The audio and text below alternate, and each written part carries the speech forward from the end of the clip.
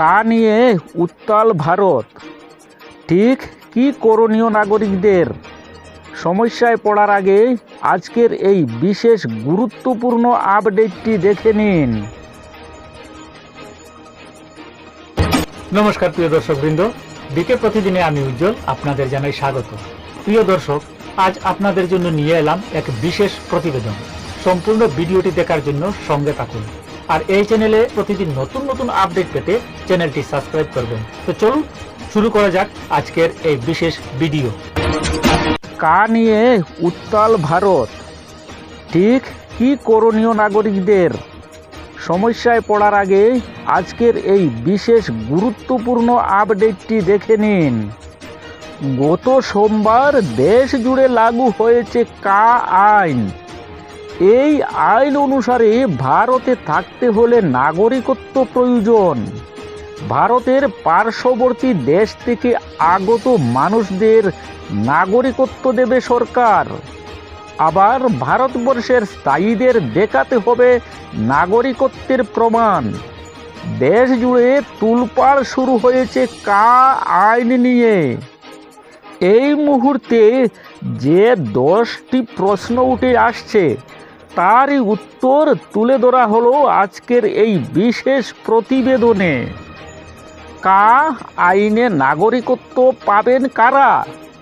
কা আইনের নিয়ম বলছে, যে সমস্ত নাগরিক 2014 সালের 31 ডিসেম্বরের আগে ভারতবর্ষে এসেছিলেন, অর্থাৎ গত 6 বছর ধরে এদেশে স্থায়ীভাবে বসবাস করছেন, তাদের সবাইকেই নাগরিকত্ব দেওয়া হবে।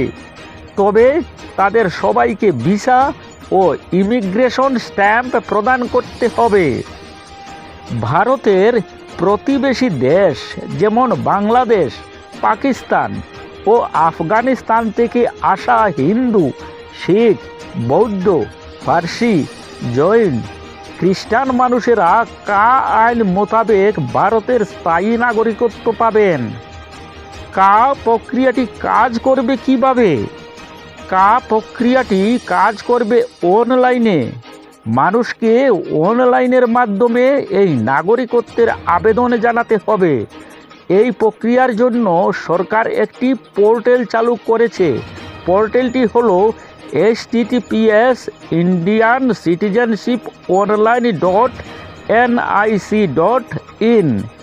অনলাইনে নাগরিকত্বের আবেদন জানানোর পর তা প্রেরিত হবে জেলা কমিটির কাছে।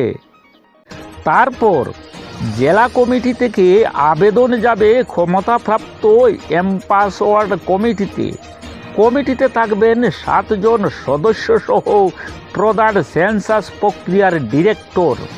সবশেষে কমিটি আবেদনপত্র বিবেচনা করে নাগরিকত্ব দেওয়ার সম্পর্কে চূড়ান্ত সিদ্ধান্ত জানাবে। কা আইনে নাগরিকত্বের আবেদনের জন্য কোন কোন নথি জমা দিতে হবে? ভারতের নাগরিকত্ব পাওয়ার জন্য যারা অনলাইন মাধ্যমে আবেদন জানাবেন, তাদের এই প্রক্রিয়ায় মোট 9 ধরনের ডকুমেন্ট জমা দিতে হবে। সেই ডকুমেন্টগুলি হলো জন্ম সার্টিফিকেট, প্যান কার্ড, শিক্ষাগত যোগ্যতার certificate, ration card, driving licence, জমির নথি, বিয়ের শংসাপত্র, আধার কার্ড, বিদ্যুৎ ও জলের বিল। আবেদনকারীকে তফসিলি 1B এর অধীনে 20 ধরনের নথি, তফসিল 1Cর অধীনে হলফনামা দিতে হবে। আবেদনপত্রে উল্লেখ থাকতে হবে যে তার 3 দেশের অমুসলিম উদ্বাস্তু। যদি উল্লেখিত কোনো ডকুমেন্ট না থাকে তাহলে কি কোনো সমস্যা হবে? যদি কোনো আবেদনকারীর উল্লেখিত নথির মধ্যে কোনো একটি বা 2টি নথি না থাকে তবে তিনি বিশেষ সমস্যায় পড়বেন না, কারণ কাগজ না থাকলে সাপেক্ষে উপযুক্ত কারণ দেখাবেন অথবা ভারপ্রাপ্ত কর্মচারীর সঙ্গে এ বিষয়ে কথা বলে নেবেন। নাগরিকত্বের জন্য কোন ফর্ম পূরণ করতে হবে? কা অধীনে যারা ভারতের নাগরিকত্বের জন্য আবেদন জানাবেন তাদের একটি অনলাইন ফর্ম পূরণ করতে হবে, যেখানে তারা নিজেদের বাবা, মা অথবা নিজের স্বামীর নাম উল্লেখ করবেন। ফর্মে এও উল্লেখ করতে হবে যে তিনি কোন দেশ থেকে ভারতে এসেছেন, তিনি কতদিন ধরে ভারতবর্ষে রয়েছেন, তিনি কোন ধর্মের নাগরিক তাও উল্লেখ করতে হবে। বিবাহিত ও অবিবাহিত নাগরিকদের জন্য কি আলাদা ফর্ম ফিল আপ করতে হবে? কা অধীনে যে সরকারি পোর্টালটি ওপেন করা হয়েছে সেখানে বিবাহিত ও অবিবাহিত নাগরিক এবং শিশুদের জন্য থাকছে আলাদা ফর্ম। আপনি যদি এদেশে আসার পর বিবাহিত হন তাও উল্লেখ করতে হবে। আবেদনকারীর অপরাধমূলক রেকর্ড থাকলে কি হবে তার? ভারতের নাগরিকত্ব চাওয়া আবেদনকারীর নাম যদি পুলিশ অভিযুক্তের তালিকায় থাকে অথবা তার অপরাধমূলক রেকর্ড থাকে, তবে কর্তৃপক্ষ আবেদনকারীর বিষয়ে বিবেচনা করে সিদ্ধান্ত নেবেন। যদি বিবেচনার পর ঠিক হয় তবে তিনি ভারতের নাগরিকত্ব পাবেন। আর যদি মত বিপক্ষে যায় তবে আবেদনকারীর ফর্মটি বাতিল করা হতে পারে। কা আইনে কারোর নাগরিকত্ব কি কেড়ে নেওয়া যায়? সরকারের তরফে স্পষ্ট জানানো হয়েছে, কা আইনে কারোর নাগরিকত্ব বাতিল হবে না, বরং সবাইকেই নাগরিকত্ব দেওয়া হবে।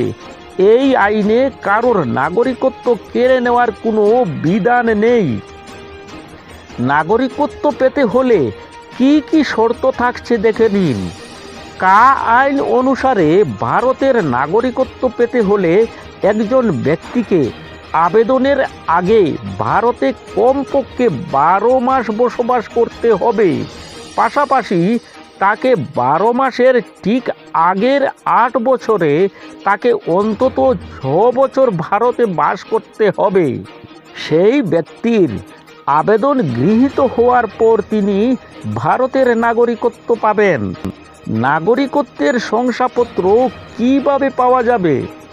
যারা ভারতের নাগরিকত্ব পেতে চান তাদের প্রথমে কা অনলাইন পোর্টালের মাধ্যমে আবেদন জমা করতে হবে। তারপর সেই আবেদন যাচাইকরণের জন্য পাঠানো হবে।